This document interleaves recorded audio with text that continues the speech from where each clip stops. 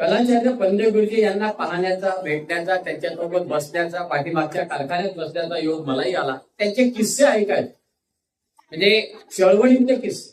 भारताच्या स्वातंत्र्य इतिहासामध्ये जी काही चळवळी झाल्यात आणि जी काही चळवळीतली थोर मोठी माणसं झाली, ती सर्व माणसं गुरुजींच्या परिचयाच्या खांद्याला खांदा लावून त्यांच्या कार्य करण्याचं जे काम करत होते, त्यामुळे ही लोक इथं येऊन गेली. आजही ज्यावेळेस आम्ही इतक्या अभिमानाने सांगतो की खामगावमध्ये नेताजी सुभाषचंद्र बोस येऊन गेले, इंदिरा गांधी येऊन गेल्या, पण हे सर्व लोक येऊन गेले, त्यांचे हस्ताक्षर या ठिकाणी या संस्थेने जपून ठेवले आहेत. आम्हाला अभिमान वाटतो आणि मुलांना सुद्धा हे सांगतो की तुम्ही सुद्धा ते पाहिलं पाहिजे, त्यांचे हस्ताक्षर पाहिले पाहिजे, त्यांचं लिखाण पाहिलं पाहिजे. या संस्थेत आपल्याला या ठिकाणी शिकण्याचं भाग्य लाभलं आहे. खरंच तुम्ही विद्यार्थी भाग्यवान आहात. कलाचार्य पंडित गुरुजींचं तसं जर म्हटलं तुम्ही तर परिचय सर्वांना माहितीच आहे, काही सांगायची गरज नाही, पण थोडासा उल्लेख करू इच्छितो की त्यांचं मूळ कुटुंब नरसिंगपूर, होशंगाबाद, मध्य प्रदेश, पुढे धनकोली, नागपूर येथे ते वास्तव्यास आले.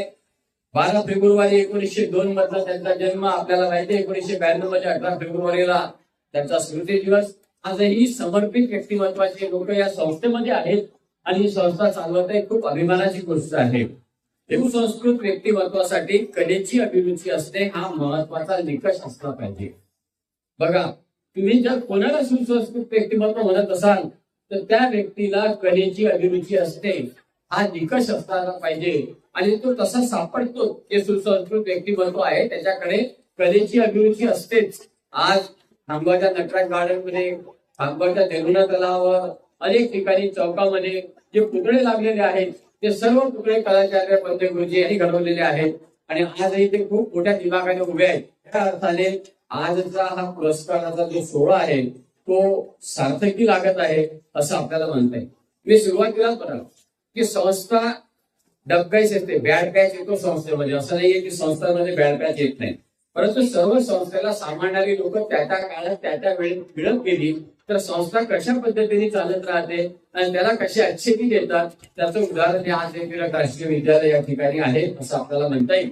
आणि पुरस्काराच्या बाबतीत पुरस्कार हा केवळ सन्मान नसून समाजाच्या कृतज्ञतेची अभिव्यक्ती आहे असं आपण मानतो. ललित कला आणि विधायक कार्य हे दोन्हीसाठी हा पुरस्कार या ठिकाणी दिला गेला. दोन्ही समाजाच्या घडणीत महत्वाचे म्हणजे यामध्ये स्तंभ आहे असं आपल्याला म्हणता येईल. असं म्हटलं होतं एकाने की कला से संस्कृति खिलती है, कला से संस्कृति खिलती है और सेवा से मानवता मिलती है, और सेवा से मानवता मिलती है.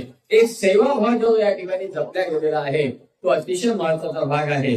ललित कला म्हणजे चित्रकला, शिल्पकला, आपण आणखी ज्या काही कला म्हणतो, संगीत आहे, नृत्य आहे, साहित्य आहे, या सर्वांचा संगम आपण ललित कलेच्या माध्यमातून घेतो. कला ही समाजाचे प्रतिबिंब असते.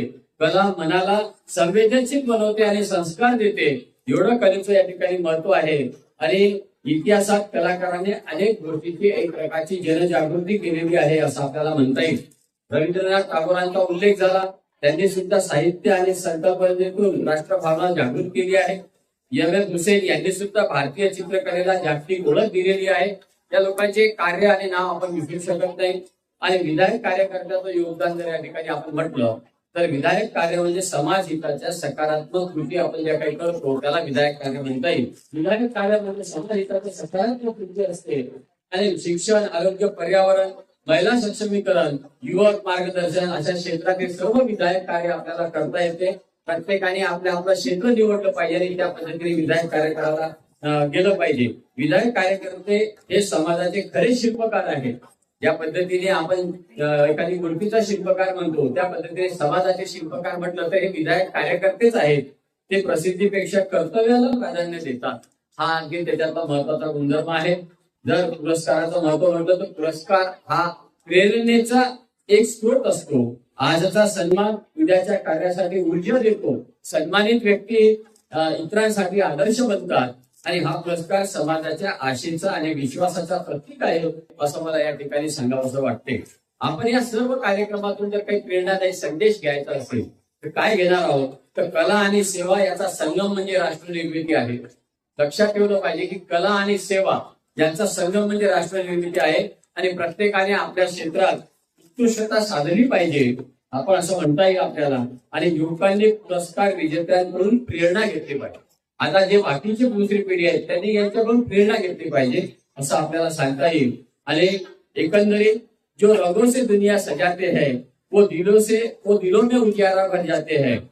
जो रगों से दुनिया सजाते हैं वो दिलों में उजियारा भर जाते हैं। जो सेवा को जीवन मान लेते हैं, जो सेवा को जीवन मान लेते हैं, वही समाज का भविष्य संवार जाते हैं, वही समाज का भविष्य संवार जाता है।